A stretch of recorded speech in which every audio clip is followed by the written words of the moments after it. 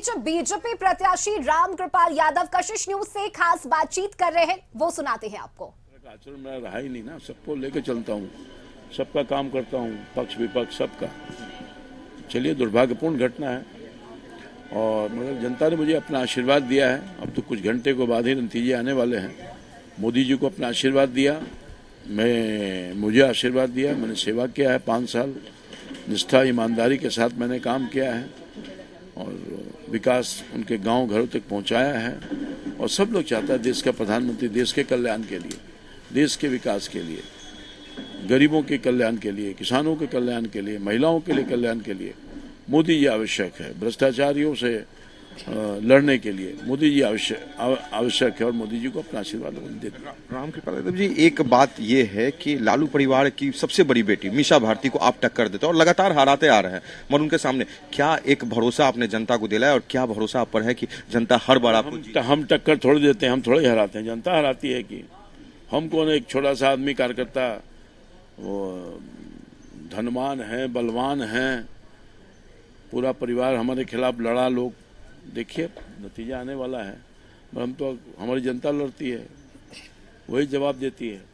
मुझे पूरा भरोसा है कि सब कुछ के बावजूद भी जाने कितना धन बहाया गया मेरे खिलाफ, वोट को प्रभावित करने के लिए खरीदने की कोशिश की गई, मगर उसका असर नहीं होने वाला है।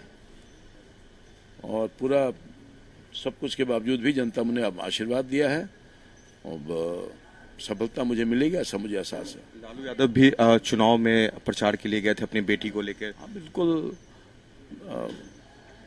पूरा परिवार ही लगा हुआ था।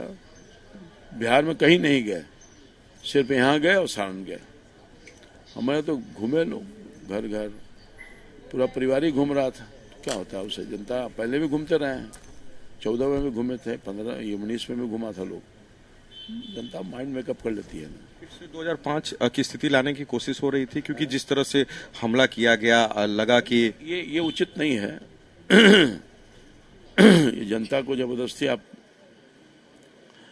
जीत नहीं, उनके मत को जीत नहीं सकते, उनके विचारों पर आप हावी नहीं हो सकते। ये उचित नहीं है। हिंसक राजनीति में हिंसक घटनाएं आज के लोकतंत्र पर खतरा है और जिस तरह से मारपीट पिटाई हो रही है चुनाव के पहले, चुनाव के बाद, ये दुर्भाग्यपूर्ण है।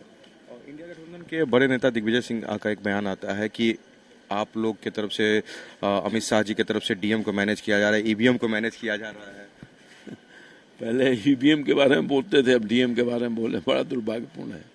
हल्के ढंग से ये बात नहीं कहनी चाहिए। दिग्विजय जी एक बड़े नेता हैं, सीजन्ड हैं, सीएम रहे हैं, ऐसा बात क्यों कहते हैं भाई? चुनाव आयोग इन सब चीजों को देखती है। अब हार को स्वीकार लीजिए ना, कहाँ इस तरह का आरोप लगा रहे हैं? ईवीएम पर कभी आरोप लगाते हैं, आप जीत गए तो ईवीएम बहुत ठीक है, आप हार गए तो ईवीएम बहुत खराब है।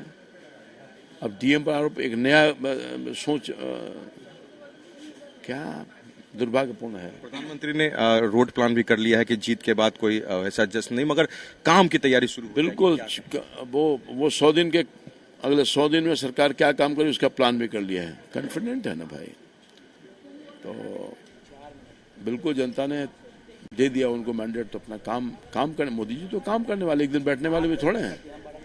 गौतम, रामकृपाल यादव जी से ये सवाल भी जरा कीजिए कि प्रधानमंत्री नरेंद्र मोदी की तरफ से भी रोड शो किया गया और लालू यादव ने अपनी बेटी मीसा भारती के लिए भी रोड शो किया, तो कौन सा रोड शो किस रोड शो पर भारी पड़ेगा?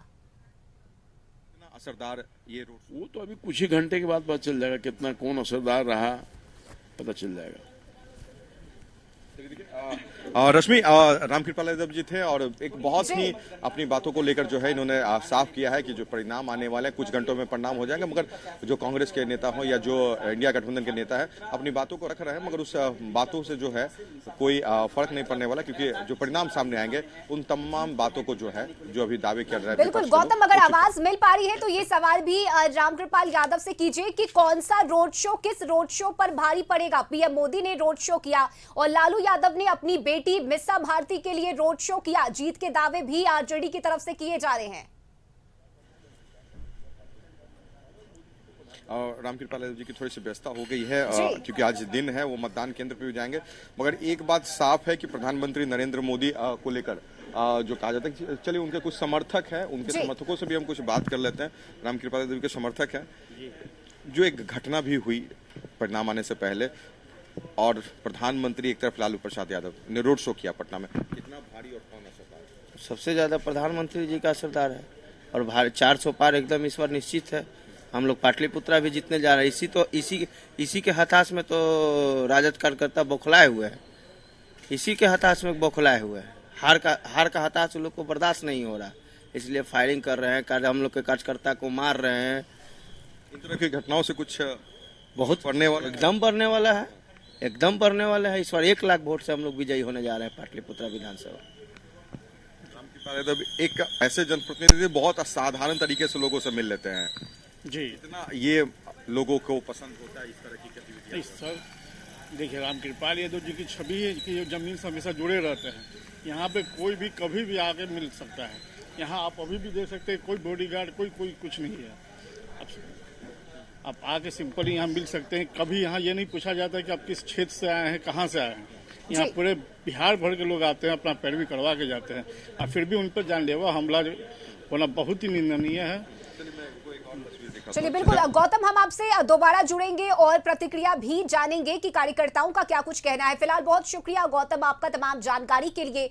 और अब बक्सर की आपको तस्वीर दिखाते हैं, जहां मुख्य मुकाबला मिथिलेश तिवारी और सुधाकर सिंह के बीच का है। लेकिन बक्सर में मतगणना को लेकर क्या